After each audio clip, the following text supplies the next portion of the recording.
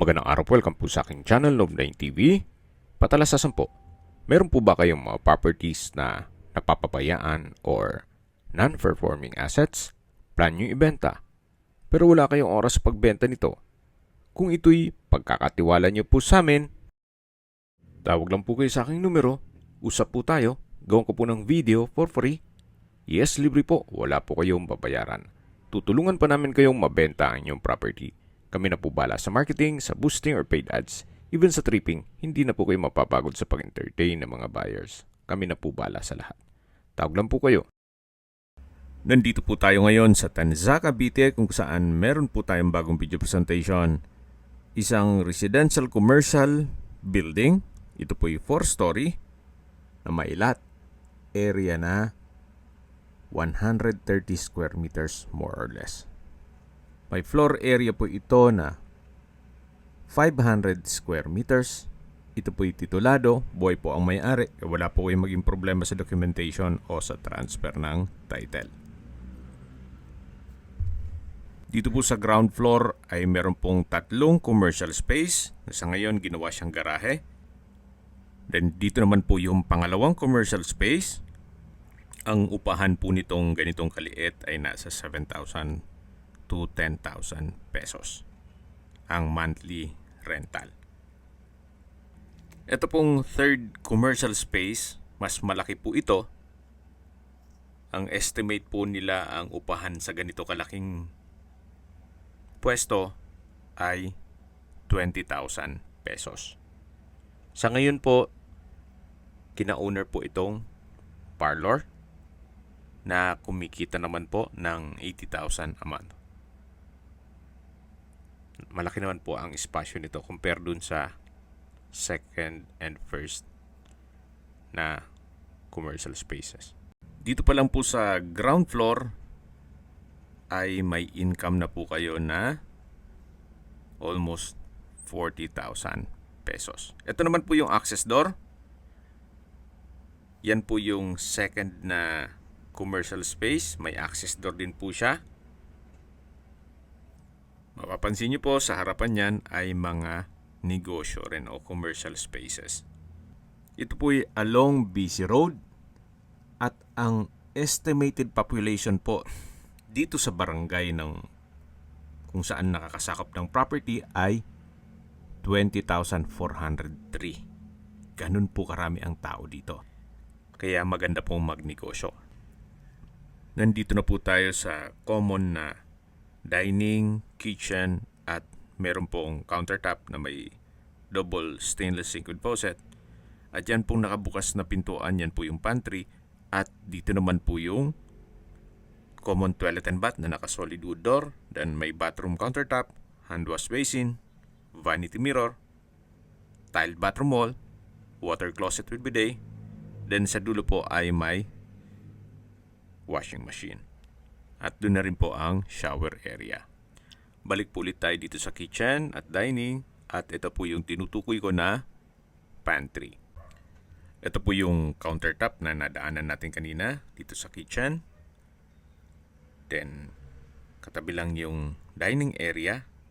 Bali magiging common na pong area nito. Nitong mga commercial space. Then, ito naman po ang magiging receiving area once na papaupahan nyo yung mga kwarto sa taas. Yun po yung access door. Then ito naman po yung ginawang garahe na pwede pong gawing commercial space din po yan. Labas po tayo. Pakita ko po sa inyo yung another street access. Ito po yung inner na area na kung saan marami pa pong tao. At dito naman po ay yung main road na busy area po yan o busy street.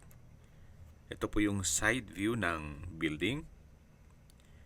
Ito po yung owner's built kaya hindi po tinipid ni owner. Actually meron pa siyang album nung kinukonstruct pa yan at makikita nyo yung mga materyales talagang hindi po tinipid. Okay, ito na po yung magiging entrada ng mga mangungupahan kung sakaling i-for rent ninyo yung mga kwarto sa taas. Then yan po yung access papunta sa common kitchen at toilet and bath. Ito pong hagdan o staircase ay concrete at nandito na po tayo sa second floor. Meron pong malaking glass window na nag-serve as natural sunlight. At ito naman po yung hallway papunta sa mga kwarto. Check po muna natin itong common toilet and bath. Malaki naman ang espasyo. Meron pong malaking vanity mirror, may hand wash basin, bathroom countertop, water closet with bidet, then meron pong shower enclosure, at ito yung naka-tile bathroom wall. Ito naman po yung first bedroom. Sa ngayon, may mga kagamitan si owner. Upon tripping po, mache-check natin yan. Ito po ulit yung hallway. Then, yan po yung mga kwarto. At dito naman po yung second bedroom. Napakalaki po ng espasyo nito. Then, meron pong access sa dulo papunta sa balkonahe. Meron na rin pong split type aircon, naka-tile flooring, at meron din pong sariling toilet and bath. Check po natin. So, meron po siyang hand wash basin, vanity mirror, water closet with bidet, wall-mounted towel holder, shower enclosure, overhead shower, then bathroom window, at ito po yung naka-tile bathroom wall.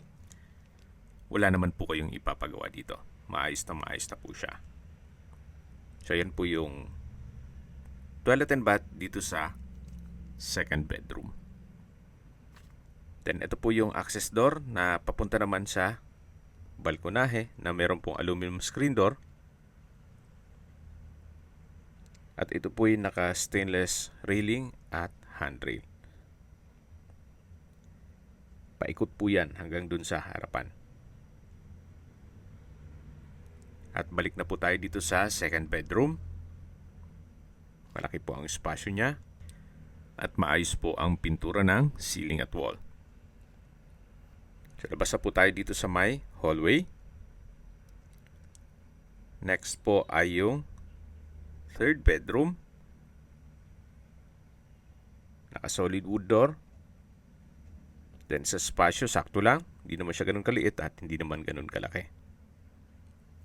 Meron dalawang sliding glass window with security grill, naka-tile flooring, at may curtain. Labas po tayo. Balik ulit dito sa hallway. Then, ito naman po yung fourth bedroom na meron pong sariling toilet and bath. May sliding glass windows with security grill. Dalawa po yan. Naka-tile flooring. Then, maayos din po ang pintura ng ceiling at wall. At sa dulo po ay yung toilet and bath. Balik po ulit tayo dito sa hallway. Yan po yung papunta sa hagdan. At ito po yung na-present ko na sa inyo. Ito po yung access naman, papunta naman dito sa balkonahe na naka-aluminum screen door. At dito naman po yung harapan mismo ng building. Bali, paikot din po ito dun sa first bedroom. Ito pong concrete walls ay maayos. Kaya wala na po kayong ipapagawa dito. Maganda pong mag-invest sa mga ganitong rental business. Especially pag along busy road at maraming tao. So, dito naman po is another street access. Although alley lang yan, pero parang dalawang corner po siya. Itong property. Yan po, napakarami po ng tao dito. Kaya marami pong uupa dito sa magiging commercial building ninyo once na ma-acquire nyo ito. Balik po ulit tayo dito sa loob. Ito po yung hallway, yan po yung mga kwarto. Dito po sa second floor ay meron pong 4 na kwarto. Ito naman po yung hagdan, naka-concrete staircase. na papunta naman sa third floor. Naka-stainless handrail. At nandito na po tayo sa third floor. Ito po yung family area. Then meron pong access papunta sa balkonahe o terrace. At meron pong kwarto dito na malaki naman ang spasyo. At meron pong dalawang sliding glass window with security grill. Ito ay naka-tile flooring.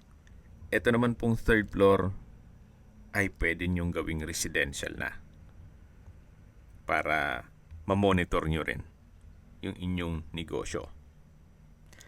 Labas po tayo dito sa balkonahe o terrace. Hanggang sa dulo po yan. Actually, parang penthouse na po ito. Mula po dito matatanaw nyo inyong mga magiging kapitbahay. Mapapansin nyo po kahit dito sa third floor ay maayos po ang structure, wala pong crack. Then yung fourth floor naman ay meron pong water tank in case ng water shortage at meron pa pong generator. Ito pong area nitong property ay nasa mataas na lugar. Ang estimated elevation above sea level ay 133.9 feet. Nasa mataas na lugar kaya flood-free area. Bago tayo pumanik sa spiral stairs, meron pong hagdan naman dito na pababa po yan papunta sa terrace dun sa second floor. Ito naman po yung hagdan papunta dito naman sa fourth floor na kung saan pwede pa rin po ditong lagyan ng kwarto. Gawa ng malaki naman po ang espasyo nito. So yan po yung mga water tank. Then meron pong generator. Malaki rin po ang magiging kwarto dyan kung sakaling lagyan nyo yan. Sayang po ng space. At ito po yung nakadesign naman sa 4-story building. Okay, sa distance, location at travel time portion na po tayo. Ito po yung in between ng dalawang SM. SM 13 at SM Tanza. Mula po sa SM 13, 9.2 kilometers at ang travel time is 31 minutes. Mula naman po sa SM Tanza, ang distance is 9.3 kilometers at ang travel time is 32 minutes. So nasa gitna po siya nung dalawang SM. Then mula naman po sa Tanza Specialist Medical Center o Hospital, ang distance is 9 kilometers at ang travel time is 29 minutes. Mula naman po sa Emilio Aguinaldo Memorial Hospital sa 13, ang distance is 10.1 kilometers at ang travel time is 33 minutes. Yan po yung lagi kong binabanggit sa inyo na dapat nyo i-consider sa paghanap ng property, yung meron pong malapit na hospital. Hindi ko naman po sinasabing sakitin kayo. Yan naman po for emergency purpose lang naman. At mula naman po sa Manila o sa airport, ang distance is 33.9 kilometers at ang travel time is 1 hour and 17 minutes. Okay, sa presyo na po tayo. Binibenta po ito ni owner sa halagang 18 million pesos. Para sa akin, fair deal na rin. Imagine, sa 18 million pesos, meron ka ng commercial building na meron pong 3 commercial space. Then sa second floor ay meron pong 4 na kwarto na pwede nyong paupahan. At sa third floor ay pwede nyo pong gawing residential nyo. Then sa fourth floor is lagyan nyo ng another room para maging income generating. Well, yan naman po ay opinion ko lang naman at depende pa rin yan sa inyong assessment dito sa property. Kung sa tingin nyo'y ito'y worth it naman sa presyong yan. Pero para sa akin, kung bibili ka lang naman ng mga house and lot na hindi naman kikita, well, pag-isipan nyo po ito. Hindi po tulog ang pera nyo dito. Dito pa rin sa ground floor, gaya na sabi ko sa inyo, yung ginawang garahe ay possible pong maging 10,000 pesos ang monthly rental. Yan po, malaki naman ang espasyo nito. Then yung next pwesto ay mga 8,000 pesos. Then yung may parlor ay 20,000 pesos. So, dyan pa lang po ay kikita na kayo ng less than 40,000 pesos. Plus 5,000 for each room sa taas. Well, mga 60,000 pesos more or less. Not bad. Kung may mga katanungan po kayo, tawag lang po kayo sa aking numero. At sa mga kababayan naman natin na sa ibang bansa, meron po akong WhatsApp, Viber at Telegram. Same number lang po, 0917-316-3399. Sa mga nagtatanong naman po ng aming Facebook, meron po aming Facebook page na Nov9TV at Facebook Real Video. Meron din pong TikTok at Instagram. May ibang YouTube channel po kami, the Nov9TV channel, Nov9TV Listings,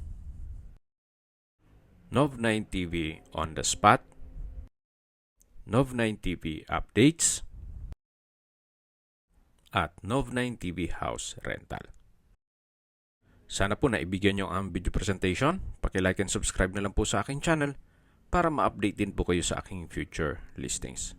Kung sakali po hanap nyo yung mas malaking sukat ng lupa, meron din po kami ibang listings na pwede nyong pagpilian.